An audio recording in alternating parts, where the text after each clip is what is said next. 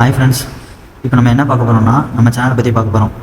நம்ம சேனலில் எதை பற்றி பார்க்க போகிறோம் அப்படின்னா, நம்ம சேனலில் நெக்ஸ்ட் என்னென்ன வீடியோ போடுவோம், அடுத்து நம்ம சேனலில் எப்படி அடுத்த ஒரு ஸ்டெப் ஃபர்தராக எடுத்துகிட்டு போகலாம், என்னென்ன பண்ண போகிறோம் அப்படிங்கிறத பற்றி நான் சொல்ல போகிறேன். நம்ம சேனலை பற்றி பார்க்கறதுக்கு முன்னாடி நான் உங்ககிட்ட ஒரு சின்ன விஷயம் ஷேர் பண்ணணும்னு ஆசைப்பட்றேன். யார் இவருன்னு தெரியுதில்ல உங்களுக்கு? Doctor APJ Abdul Kalam. இவரை தெரியாத யாரும் இருக்க மாட்டாங்க, இவர் பிடிக்காதவங்களும் யாரும் இருக்க மாட்டாங்க. அது தான் இவர் எனக்கு ரொம்ப பிடிக்கும். இவர் நிறைய விஷயம் சொல்லியிருக்காரு, நிறைய கோட்ஸை சொல்லியிருக்காரு. இதில் எனக்கு ரொம்ப பிடிச்சது என்ன அப்படின்னு பார்த்தோன்னா, இந்த கோட்ஸ் எனக்கு ரொம்ப பிடிக்கும். இதை நம்ம ஒரு ஸ்டடீஸுக்கு வந்து எனக்கு ரொம்ப ஒரு ஸ்டடீஸாக இருந்தாலும் சரி, ஒரு லைஃப்பில் எந்த ஒரு விஷயம் செய்கிறதா இருந்தாலும் ஒரு ஹார்ட் டச்சிங்காக இருக்கும். இந்த கோட் எனக்கு ரொம்ப பிடிச்ச கோட் இது. Never stop fighting until you arrive at your destined place. That is unique you. Have an aim in a life. Continuously acquire knowledge. Work hard. Have a perseverance. இதை நம்ம இவர் சொன்ன கோட்டை நம்ம எப்படி எடுத்துக்கலாம் அப்படின்னா, நம்ம டாக்டர் ஃபீல்டை பொறுத்த வரைக்கும் எந்த ஒரு சூழ்நிலையும் நம்ம ஒரு லேர்னிங் ப்ராசஸ் வந்து நிப்பாட்டக்கூடாது. எப்போ நம்ம லேர்னிங் ப்ராசஸை நிப்பாட்டணுமோ நமக்குள்ளே இருக்கிற வந்து அந்த மருத்துவங்கிறத வந்து செத்துரும். ஆனால் நாம வந்து எப்படி இருப்போம், ஒரு டாக்டராக தான் இருக்கும். ஸோ என்றைக்குமே நம்ம ஒரு லேர்னிங் வந்து நிப்பாட்டவே கூடாது. கண்டினியூஸாக நம்ம நாலேஜ் வந்து வெளியேருந்து எடுத்துக்கிட்டே இருக்கணும். அதே மாதிரி எந்த சூழ்நிலையும் நம்ம செய்கிற வேலையை வந்து நிப்பாட்டிடக்கூடாது. அடுத்து தொடர்ந்து அடுத்து என்ன பண்ணணுங்கிற அந்த ஒரு இது இருந்துக்கிட்டே இருக்கணும். அதே மாதிரி எந்த ஒரு விஷயத்தை செஞ்சாலும் சரி, நம்ம வந்து ஒரு டிசிப்ளின்டாக, வெல் ஆர்கனைஸ்டாக, கன்சிஸ்டண்ட்டாக இருக்கணும்.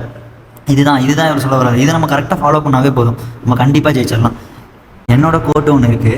இது வந்து பர்சனலாக எனக்கு ரொம்ப பிடிக்கும். என்னோட கோட்டு இது என்னென்னா, understand, think, relate, compare and revise. Otherwise die in memorising.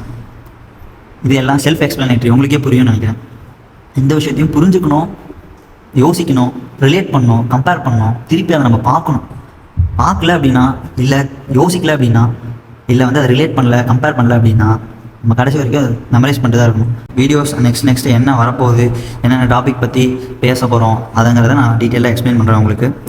மெயினாக வந்து நம்ம சேனலில் பொறுத்த வரைக்கும் இன்டெகிரேஷனுங்கிற ஒரு வார்த்தை வந்து கீ பாயிண்ட்டாக ப்ளே ஆகும். எல்லா விஷயத்தையும் நம்ம இன்டெகிரேட் பண்ணி தான் படிக்க போகிறோம். இந்த சேனலில் பொறுத்த வரைக்கும் எல்லாமே நம்ம வந்து இன்டெகிரேட் பண்ணி தான் படிப்போம். எதையும் வந்து நார்மலாக விட்டுட்டு போயிட மாட்டோம். இப்போ ஒரு அனாட்டமி இருக்கா, அதை எப்படி இன்டெகிரேட் பண்ணலாம், ஒரு ஃபிசியாலஜி படிக்கிறோமா அதை எப்படி இன்டெகிரேட் பண்ணலாம், ஒரு ஃபார்மகாலஜி படிக்கிறோமா அதை எப்படி இன்டெகிரேட் பண்ணலாம், எல்லாம் வந்து கிளினிக்கல் சப்ஜெக்ட்ஸோட எப்படி நம்ம இன்டெகிரேட் பண்ணலாங்கிறது இந்த சேனல் வந்து ஃபுல்லாக உங்களுக்கு அதை பற்றி டீட்டெயிலாக நான் சொல்லுவேன். செகண்ட் வந்து நம்ம சப்ஸ்கிரைபர் ஒருத்தர் கேட்டிருந்தாரு, நெக்ஸ்ட்டு டாபிக் வந்து என்ன போடுவீங்க, அது ஒரு அஜெண்டா தாங்க அப்படிங்கிற மாதிரி. அதாவது இதுதான் பண்ண போகிறோங்கிறது வந்து இப்போ ஒரு ஐடியாஸோட நான் வச்சுருக்கேன். இதில் சில ஃபர்தர் சேஞ்சஸ் கூட இருக்கலாம். ஆனால் இது வந்து டெஃபினட்டாக இருக்கும், மேக்ஸிமம் இருக்கும். என்னால் முடிஞ்ச அளவுக்கு ட்ரை பண்ணி நான் போட பார்க்குறேன் வீடியோஸ். என் ஃப்ரீ டைம்ஸில் மேக்ஸிமம் நான் இதை பண்ணி போட பார்க்குறேன். ஏன்னா எனக்கும் யூனிவர்சிட்டி எக்ஸாம் கொஞ்சம் நியராக வருது. ஸோ அதனால் என்னோடய ஃப்ரீ டைம்ஸில் வந்து நான் மேக்ஸிமம் போட பார்க்குறேன். ஃபர்ஸ்ட் ஆஃப் ஆல் நான் அனாட்டமி பொறுத்த வரைக்கும் எப்படின்னா, அந்த டாப்பிக்கை நான் வந்து லென்த்தாக தான் எடுக்கலான்னு ஒரு ஐடியாவோட இருக்கேன். ஏன்னா ஒரு டீட்டெயிலாக சொல்லணும்னா லென்த்து கண்டிப்பாக இருக்க தான் செய்யும். ஏன்னா இவ்வளோ நேரம் சொல்லியிருக்காங்கன்னு பார்த்தா நமக்கு வந்து டெப்த்து கிடைக்காது. ஸோ லென்த் வந்து இருக்கும்போது டெப்த்து இருக்கும், டெப்த் இருந்தால் லென்த் இருக்கும். ஸோ வந்து மேக்ஸிமம் நான் இமேஜ் வச்சு தான் நான் எக்ஸ்பிளைன் பண்ணுவேன். எல்லாத்தையும் மேக்ஸிமம் இமேஜ் மூலியமாக எக்ஸ்பிளைன் பண்ணுற மாதிரி நான் பார்க்குறேன். நெக்ஸ்ட் வந்து ஒவ்வொன்றையும் வந்து நான் கிளினிக்கலாக ரிலேட் பண்ணி தான் நடத்த போகிறேன். ஒன்றும் வந்து ஒவ்வொரு கான்செப்ட்ஸையும் இது எப்படி கிளினிக்கலாக ரிலேட் ஆகும், இது கிளினிக்கலாக என்ன இம்பார்ட்டன்ஸ் அப்படிங்கிறத நான் சொல்லி தான் நடத்த போகிறேன். எந்தெந்த மாதிரி டாபிக் அப்படிங்கிறதுனா அது நீங்கள் சொல்கிற சஜஷனும் ஓகே, இல்லை நான் இந்த ஆர்டரில் போகலான்னு நான் ஒரு பிளான் வச்சுருக்கேன். இப்போது கிளினிக்கலாக எது இம்பார்ட்டண்ட்டாக இருக்கோ அதை மட்டும் நான் நடத்தலாம் அப்படிங்கிற ஒரு ஐடியா நான் வச்சுருக்கேன். அந்த மாதிரி கூட போய்க்கலாம். அது உங்களோட சஜஷன் நீங்கள் சொன்னீங்கன்னா நான் அதுக்கு தகுந்த மாதிரி நான் போடுறேன். அதே மாதிரி எனக்கு ஒரு சின்ன ஐடியா இருக்குது. செகண்ட் இயர் எக்ஸாம்ஸ் கொஞ்சம் நியராக வந்துட்டு இருக்கு. ஸோ அதில் எதனா பண்ணலாம் அப்படிங்கிற மாதிரி ஒரு ஐடியா. என்னன்னா ஃபார்மகாலஜி எக்ஸாம் சீரியஸ் மாதிரி எப்படின்னா ரொம்ப டீட்டெயிலாக எக்ஸ்பிளைன் பண்ண முடியாது. But exam to the point என்ன எழுதலாம் அப்படிங்கிற மாதிரி நான் ஒரு சின்ன ஒவ்வொரு கொஷினும் எப்படி எழுதலாங்கிற ஒரு ஐடியா மாதிரி நான் எழுதி உங்களுக்கு ஒரு நோட்ஸ் மாதிரி PDF மாதிரி அனுப்புகிறேன் நான் உங்களுக்கு. ஓகேங்களா?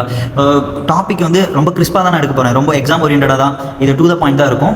நெக்ஸ்ட் சாப்டர் வைஸ் பார்த்தோன்னா ஒவ்வொரு சாப்டர் இப்போ ஜென்ரல் ஃபார்மகாலஜின்னு எடுத்துக்கிட்டால் அதில் என்ன 5 மார்க் இம்பார்ட்டன், என்ன 15 மார்க் இம்பார்ட்டனும், முக்கியமான ஒரு சாப்டர் எடுத்துக்கிட்டோன்னா ஒரு 2, 3 ஒரு 5 மார்க் 5 மார்க் இல்லை, 15 மார்க் வந்து 2, 3 ரொம்ப இம்பார்ட்டனாக இருக்கும். ஸோ அதை சொல்லிட்டு அது எப்படி எழுதலாம், எப்படி எக்ஸாமில் ப்ரெசென்ட் பண்ணலாம், எப்படி எழுதுனா மார்க் வருங்கிற மாதிரி அது ஒரு தனியாக செப்பரேட் வீடியோ நான் போடுறேன்.